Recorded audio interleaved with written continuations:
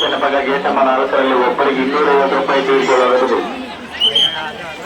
ಸಾಧುಗೋಪುರದ ಫಲಭಾಗ gate number 2ರಲ್ಲಿ ಒಬ್ಬರಿಗೆ 250 ರೂಪಾಯಿ ತೀರಿಕೊಳ್ಳಬಹುದು. Ticket number ಶ್ರೀಸ್ವಾಮಿಯವರು ರತ್ನ ಪಡೆದುಕೊಳ್ಳಬೇಕಾಗಿ ವಿನಂತಿ.